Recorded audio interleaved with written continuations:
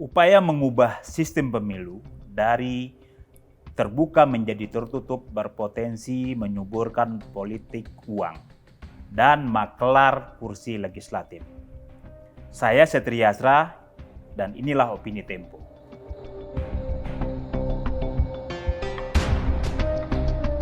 Sistem proporsional terbuka atau tertutup bukan persoalan, asalkan partai politik tak dikuasai elit, memperkuat pola penjaringan dan kaderisasi, serta penyelenggaraan pemilu bisa bebas dari politik uang.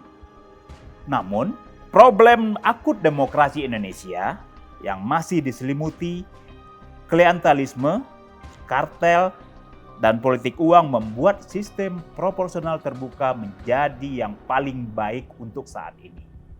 Mahkamah Konstitusi sedang menyidangkan uji material Pasal 168 Undang-Undang Pemilihan Umum yang mengatur sistem proporsional terbuka.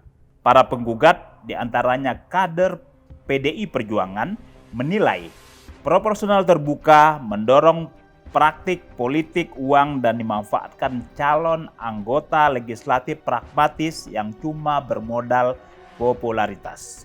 Partai politik belakangan memakai gugatan sistem proporsional terbuka di Mahkamah Konstitusi sebagai salah satu dalih menunda penyusunan daftar calon anggota legislatif.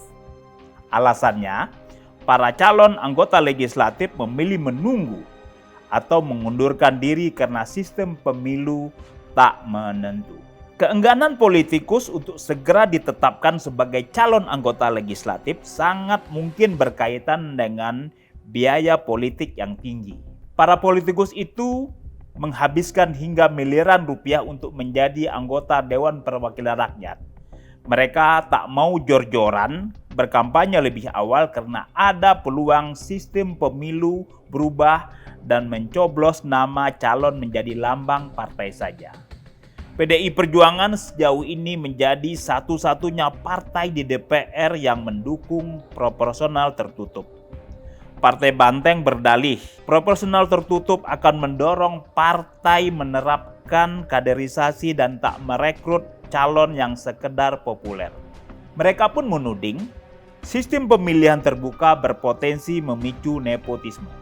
Argumen PDI Perjuangan tersebut tampaknya terlihat manis. Kenyataannya, partai ini pun menggait para pesohor untuk menjadi calon anggota dewan. Sebut saja dua penyanyi, Krisdayanti dan Harvey Maleholo yang kini menjadi anggota DPR. Mereka direkrut untuk mendulang suara partai, bukan untuk menjalankan kaderisasi. Langkah pragmatis serupa dilakukan semua partai lain yang kini memiliki kursi di Senayan. Contoh nepotisme juga ada di PDI Perjuangan karena partai ini membangun dinasti politik. Anggota DPR seperti Puan Maharani, Guru Soekarno Putra, dan Putih Guntur Soekarno merupakan kerabat Ketua Umum Megawati Soekarno Putri. Di level kepala daerah, partai ini mendukung Gibran Raka Buming Raka, putra Presiden Jokowi, menjadi wali kota Solo, dan Hanindito Himawan, anak sekretaris kabinet Pramono Anung, sebagai Bupati Kediri. Sistem proporsional tertutup pun menguatkan politik uang di partai politik. Para calon anggota legislatif yang dapat terpilih adalah mereka yang dekat dengan petinggi partai, serta mampu dan mau membayar sejumlah uang untuk mendapatkan kursi. Di masa lalu, kecenderungan caleg semacam ini dijuluki kader jenggot karena menggantung ke atas. Sistem tertutup menjadikan partai sebagai makelar kursi legislatif dan menyuburkan kartel politik hingga ke tingkat lokal. Proporsional tertutup juga dipastikan mengurangi partisipasi publik. Publik akan punya wakil yang tak mereka kenal, karena para anggota dewan itu adalah pilihan pimpinan partai.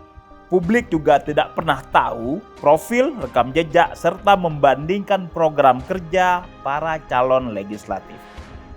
Dibandingkan dengan proporsional tertutup, sistem proporsional terbuka memang masih punya kelemahan. Di antaranya, memunculkan politikus yang didukung kekuatan oligarki, maraknya selebritas mengeruk suara dan masifnya politik uang menjelang pencoblosan. Namun, dengan segala kekurangannya, sistem terbuka lebih cocok diterapkan dalam situasi saat ini karena lebih transparan. Konstituen setidaknya berkesempatan melacak latar belakang calon wakilnya. Soal politik uang, penegakan hukum oleh Badan Pengawas Pemilu dan aparat mesti menindak tegas praktik tersebut.